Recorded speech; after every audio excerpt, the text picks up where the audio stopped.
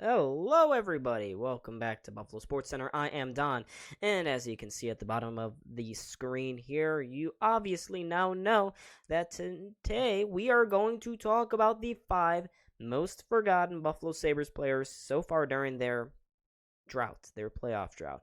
The Sabres playoff drought has been happening since 2012, and there has been the organization has employed its fair share of, how should I put, low profile, very low impact players, okay? And I've picked the 5 biggest names that you have never heard of.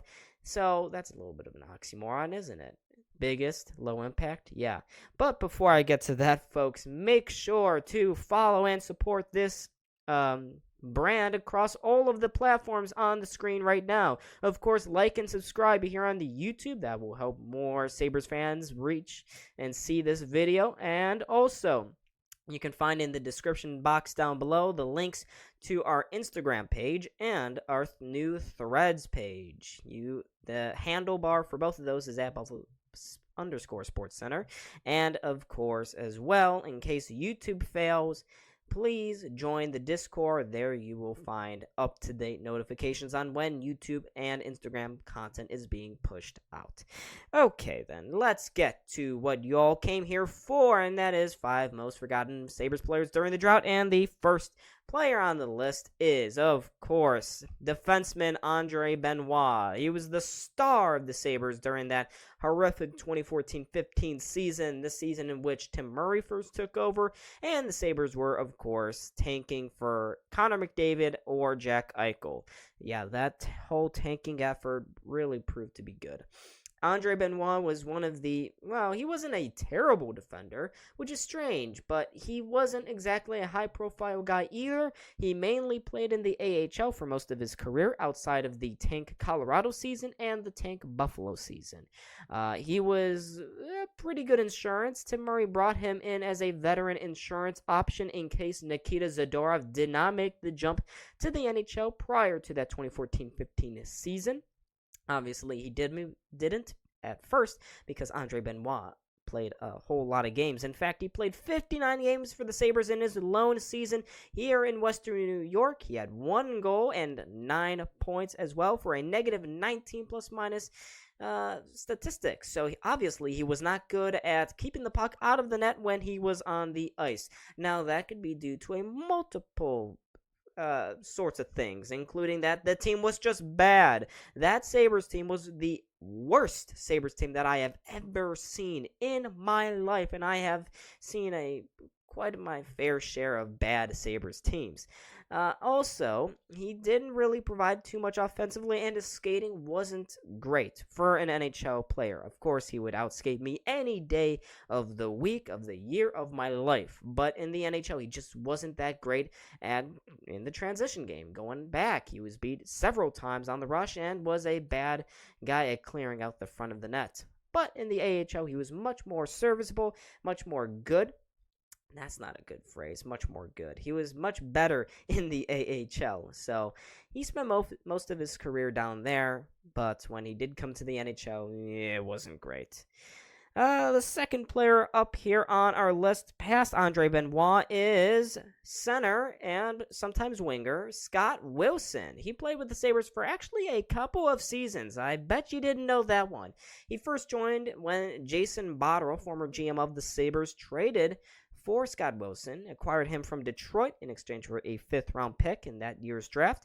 Botterill knew Scott Wilson from his time in Pittsburgh. Wilson was a part of that back-to-back run for the Penguins back in 2016-17, and I believe 2017-18, yeah, something like that, or 2015-16, yeah, whatever. Scott Wilson was in Pittsburgh. He was a bottom-line forward. He was young. Botterill thought he saw potential in this guy, and it started off not too shabby. He, in his first decently sampled season here in Buffalo, he played in 49 games. He had 6 goals for 14 points and a negative 17 plus minus. Yeah, that team was just not good. So that wasn't bad. He showed some potential. He could score goals, which was very strange for that Sabres team. But after a strong start to his career here in Buffalo, he suffered a broken ankle, took him out for 8 to 10 weeks, and he just never was able to get back up to the NHL level. Although he had a good, strong start to his season in Rochester back in 2019-2020, and he got a call up to Buffalo, but he only played in 6 games. So the expectation when he came to Buffalo was that he could maybe turn into a bottom line forward, maybe a 13th, 14th forward in the organization, sometimes rotating in, but he never really even got to that level here in Buffalo, and he was eventually shipped out.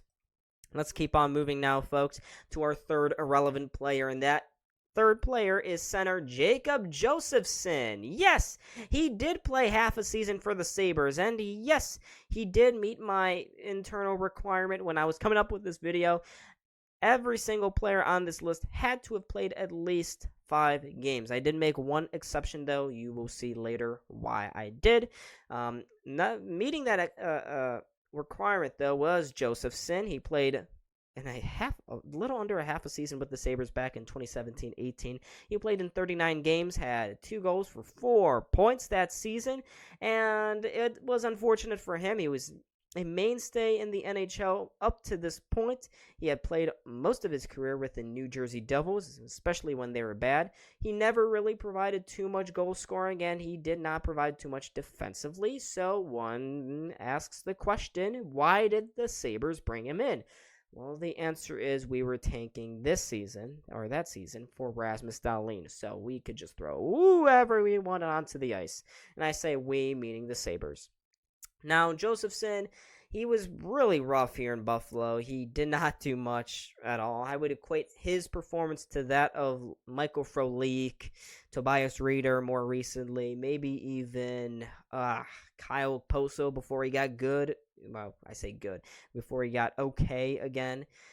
He just wasn't very good. JOSEFSON did not make much of an impact. Now, it doesn't help that he was suffering through injuries for most of the season, hence why he only played in 39 games in 2017-18. That was because he was going through a lot off the ice. His body just wasn't having it anymore, and it wasn't up to that NHL requirement. That's standard. And it's unfortunate to say, but after this season, JOSEFSON left for Sweden and would never return to the NHL. Let's keep on moving now, folks, to our fourth player here on this list, and this is another name that you've probably never heard of. His name is Steven Fogarty. He played a center and mostly right winger here, though, in Buffalo. He came up as a call-up during the COVID-shortened 2021 season for the Sabres. He was called up amidst the Sabres' horrendous 18-game losing streak. Of course, this was just after Ralph Krueger was called up when Don Granato was brought in as the interim head coach, and he called up Steven Fogarty, and he, outside of one good game he had for the Sabres, where it was the game where they finally broke the losing streak, he had a goal and 2 assists for 3 points. Outside of that, in his other 8 games played here in the NHL, he had 0 points. Nothing. And up to this point, before coming up to Buffalo during this call-up, he had played in 18 career NHL games and did not score a single point in any of them. And he would not score a single point after his time in Buffalo. So it's really unfortunate. He was mainly a physical, gritty veteran in the AHL, and I guess Don Granato just wanted to reward his patience and his time serving in Rochester and a whole host of other AHL affiliates. So Steven Fogarty played for 9 games here in Buffalo, wasn't really that good outside of 1 game, and is pretty much forgotten now. And finally, we get to our 5th and final player, and his name is goalie Michael Hauser. Yes, the brick wall, the house cat, Michael Hauser. Of course, I would have to talk about him, even though Sabres fans remember him now. I think in like 5-6 years, we'll go, who is this guy? Well, he was an ECHL mainstay goalie for the Cincinnati Cyclones up to this point. He was called up out of the blue because, again, during this COVID-shortened 2021 season for the Buffalo Sabres, they went through an absolute goalie crisis. Carter Hutton went down to injury. Linus Ullmark went down to an injury. Malcolm Subban went down to an injury. Ukko-Pekka Luukkonen was still not quite ready for the NHL and was also kind of suffering from COVID himself at the time.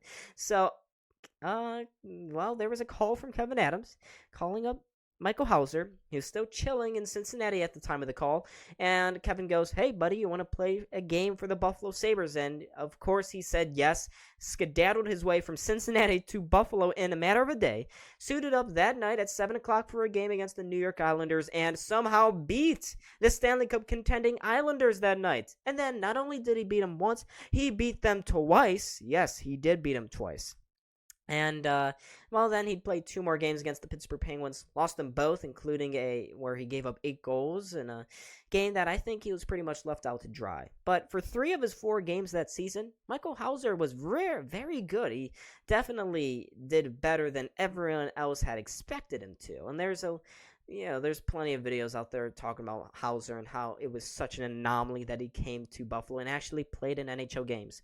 So this was nice. He played in that COVID-shortened 2021 season. Then he, again, due to another goalie crisis where Subban, Ukko-Pekka Luukkonen was injured, Linus Ullmark was injured, Carter Hutton was injured, everyone, Jonas Johansson was traded away at that point. Michael Hauser, again, got a call up to the Buffalo Sabres during the final part of the 2022 season, and he played in 2 games, winning them both against the Philadelphia Flyers and the Ottawa Senators. In fact, he played very good in both of those games.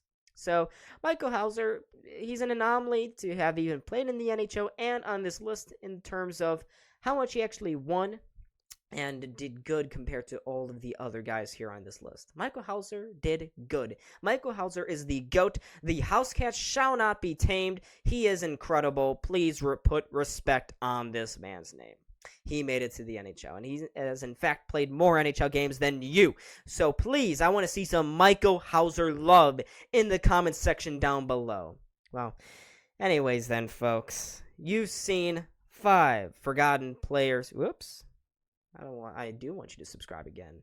But you have seen 5 forgotten players for the Buffalo Sabres. I hope you enjoyed this quick little video during the middle of the Sabres off season. I was done. This is Buffalo Sports Center. Make sure to hit that like button and subscribe, and I hope to see all of you in the next video. Well, there's another one right next to my face, so please click on that and keep watching some more content. I was done. This is BSC. See y'all in the next video. Bye bye.